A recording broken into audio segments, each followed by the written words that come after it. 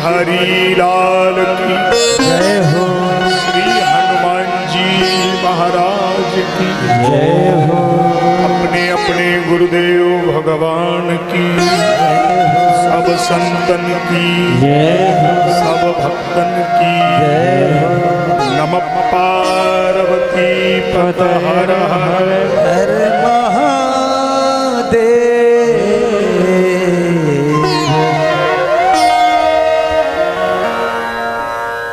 नमो महद्भ्यः ब्राह्मणेभ्यो नमो नमः। नमः पारमहंसाय स्वादितचरणकमलचिन्मकरन्दाय भक्तजनमानस निवासाय श्री राधाकृष्णाभ्यां नमः।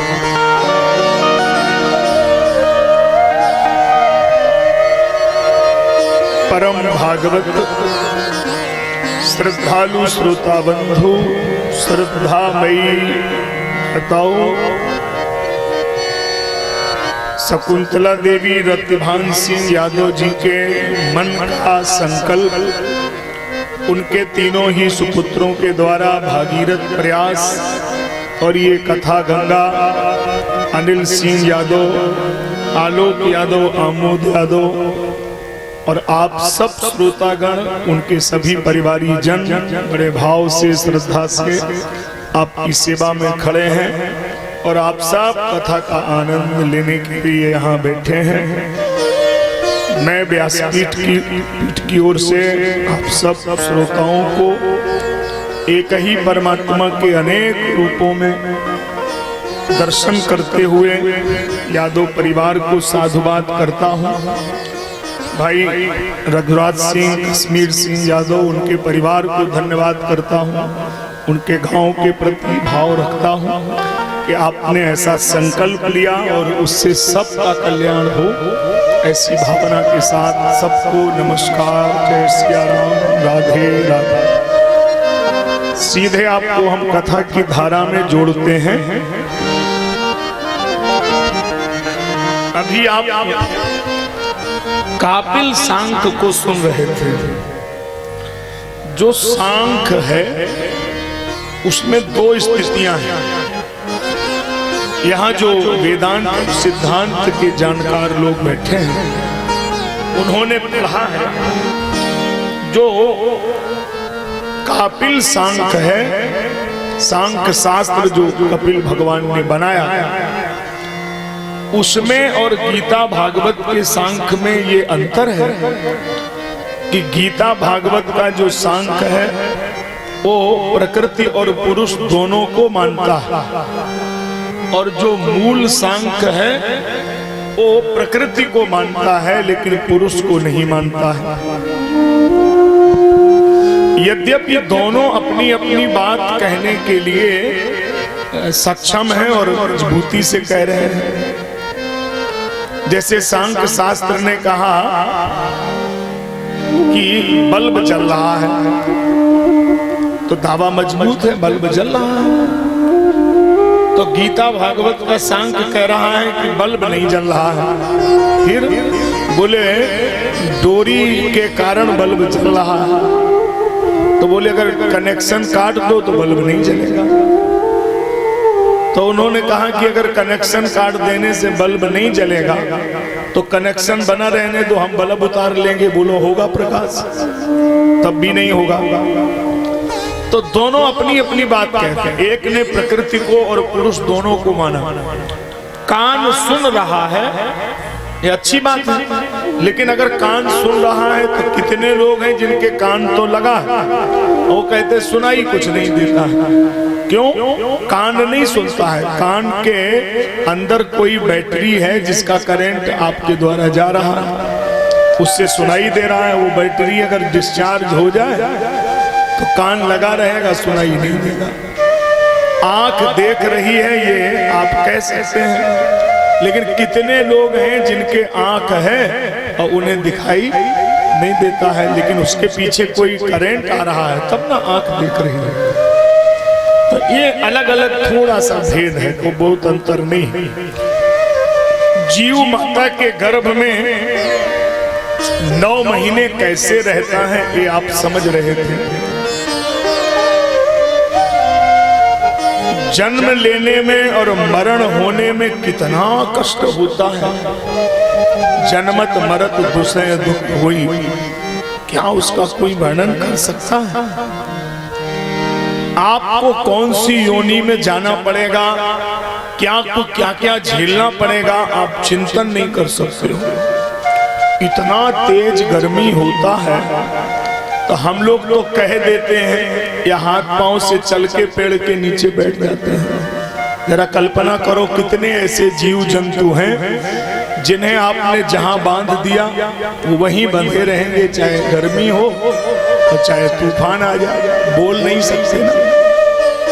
तो यही विचार करिए कि मान लो अगर आपको भी यही सब बना दिया गया तो क्या फायदा निकला। एक बार मनुष्य बने हो तो इसलिए मनुर्भव, मनुष्य बनना भी तो चाहिए।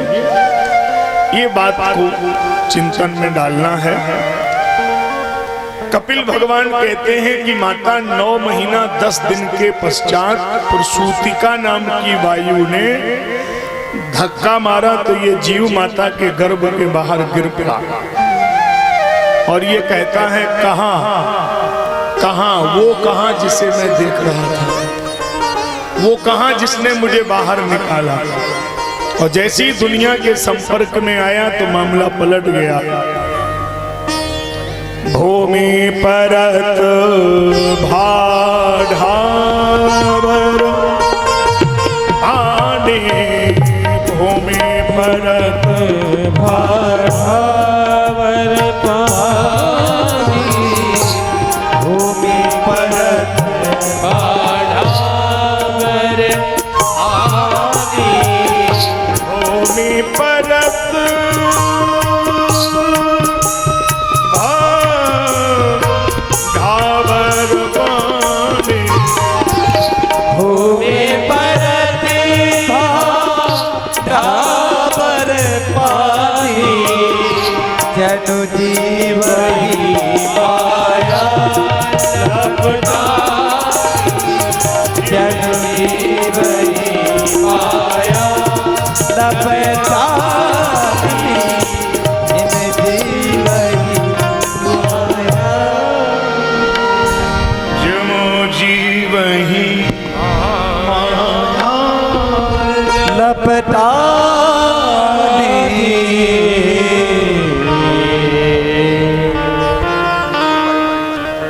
जिम जीव ही माया लपटानी, संसार के संपर्क में आते ही वो माया में लग गया। अब आप कहेंगे कि जब संसार के संपर्क में आया तो कौन सी माया लपट गई। अच्छा देखो, जन्म लेते ही उसमें एक चीज का ध्यान आ गया, मैं और मेरा। कैसे आया? अच्छा आप देखो, कोई और परिवार का घर का ले तो चुपेगा नहीं, और माँ ले तो चुप जाएगा। इतना आभास हुआ ना कि ये मेरी माँ है। अच्छा 10 दिन 15 दिन 1 महीना 2 महीने तो घर वालों को भी समझने लगा। साल 1.5 साल में घर वालों के तो पास आएगा, लेकिन और कोई बाहर का ले तो नहीं जाएगा। कितना माया का खेल देखो। और कई बच्चे तो हमने देखे कि वो 2-2.5 बरस के हैं और उन्हें इतना ज्ञान है कि अगर उनका गिलास किसी बगल वाली चाची के घर हो तो उठा के ले जाएंगे, कहेंगे ये हमारो है। उन्हें बड़ा ज्ञान है, कटोरी छूट जाए तुरंत उठा ले जाएंगे। तो ये जो मैं और मेरा, यहीं से माया का खेल शुरू होता है। मैं ऋतोर मोर यह माया, मैं तेरा तेरा, यही माया का खेल है। 1% दर्द का अनुभव नहीं होगा, घटना वही रहेगी और दर्द का अनुभव नहीं होगा। देखो एक ही घटना 2 प्रकार का दर्द दे रही है। ध्यान देना, घटना एक है, दर्द 2 प्रकार का है। क्या घटना है? किसी ने आवाज दी, किसी ने आवाज लगाई, नाती गिर गो। तो जैसी आवाज दी कि नाती गिर गो तो दादी बड़े फुर्ती में ऊपर से उतरी, बड़े फुर्ती में ऊपर से आ रही थी। कैसे कर रही थी? हाय नाती घर पर, हाय नाती घर पर। 2 सीढ़ी की बजाय 3 कूद रही थी। और थोड़ी देर जब 2-4 सीढ़ी बच गई तो किसी ने पूछ दिया, कहाँ जा रही चाची? अरे नाती गिर पड़ो। अरे तुम आओ थोरो गिरो, बगल वाले को गिरेगा तुम हद करे। वहीं लौट गई, फिर बा नहीं आई नीचे। अच्छा, अब है इतनी तेजी में आ रही थी, अब क्यों नहीं आ रही? नाती तो गिरा है, लेकिन हम आओ थोड़े ही है। इसका मतलब घटना से तुम्हारा संबंध नहीं है, उससे तुमने अपने को जोड़ रखा है। और अगर यही बात दिमाग में आ जाए कि ब्रह्म सत्यम जगत मिथ्या, संसार सपना है, परमात्मा अपना है, तो ये संसार के संबंध भी सपने जैसे हैं। तो कोई सन्यास का अर्थ ये नहीं है कि वो लाल पीले कपड़े पहन लेगा तो सन्यासी हो गया। सन्यास का अर्थ है कि उसको जब ये भान हो जाए कि ये जो संसार है ये सपना है और परमात्मा अपना है। और आप लोगों को उल्टा लगता है, आपको लोगों को लगता है कि ये इन लोगों की कहने की बातें हैं, ये तो सब सपना है और ये जो सामने दिखाई दे रहा है यही अपना है। तो ये अपना कब तक रहेगा? इसीलिए उसका बोध हो जाएगा। संसार स्वप्नम त्यज मोह निग्रह, चली जा रही है उम्र धीरे धीरे, चली जा रही है उम्र धीरे धीरे। भाई जो लोग अपने हाथ न लाए हो तो मुझसे मंगा ले फोन करके।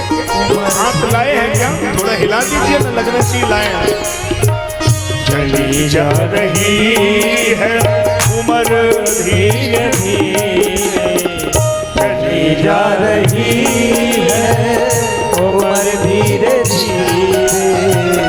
बुढ़ापे का होगा असर धीरे धीरे, बुढ़ापे का होगा असर धीरे धीरे। बुढ़ापे का होगा असर धीरे धीरे। बुढ़ापे का होगा असर धीरे धीरे। जय हो, जय हो।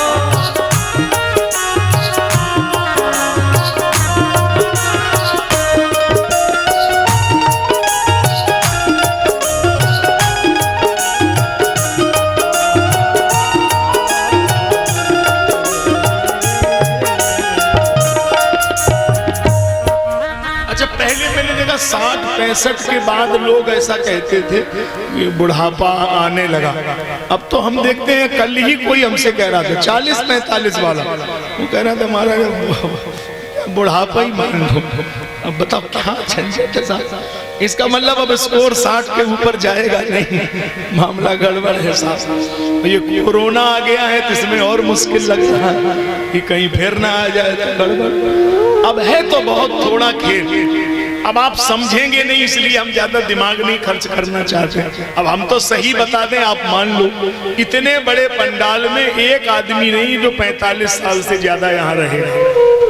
कुल उम्र 45 बहुत मैक्सिमम। अब आप हमारे गणित से जोड़ो, हम जुड़वा दें आप पता नहीं कौन सा गणित पढ़े हैं, हमने तो पढ़ा नहीं आप वाला गणित।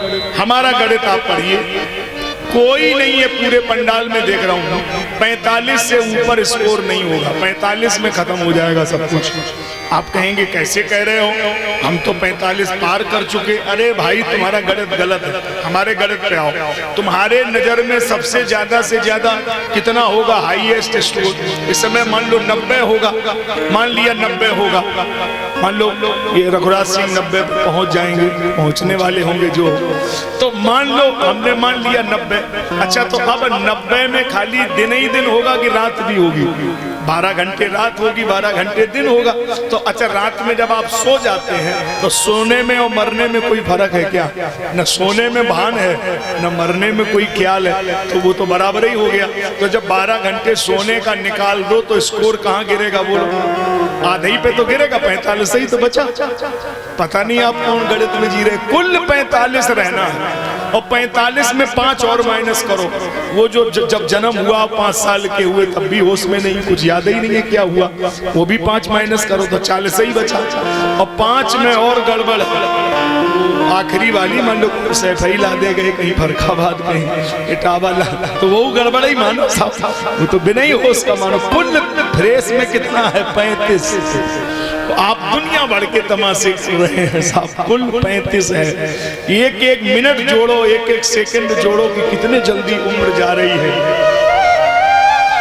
बालापन गया है फिर आई जवानी, बालापन गया है आई जवानी, झुकी जा रही है कमर धीरे, झुकी जा रही है कमर धीरे धीरे, चली जा रही है कमर धीरे धीरे, चली जा रही है कमर धीरे धीरे।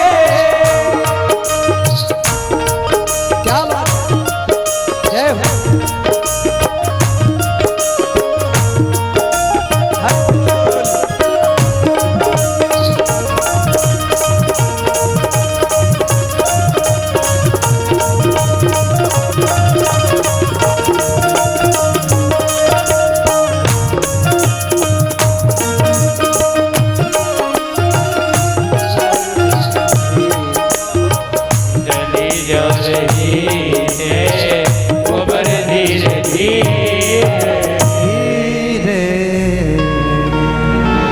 बचपन आया आकर के चला गया, क्या बोले बोलो, बचपन आया आए के चलो गो, जवानी आई आए के चली गई,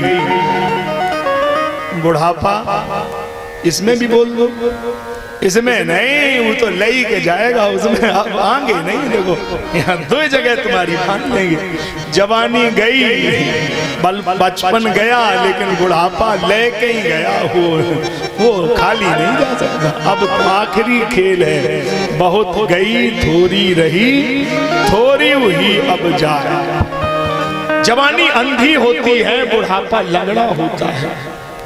जवानी के आंख नहीं होती, बुढ़ापे के पांव नहीं होते। जवानी देख नहीं सकती, बुढ़ापा कर नहीं सकता। एक जगह आग लगी है और 2 जल रहे हैं, एक लंगड़ा एक अंधा।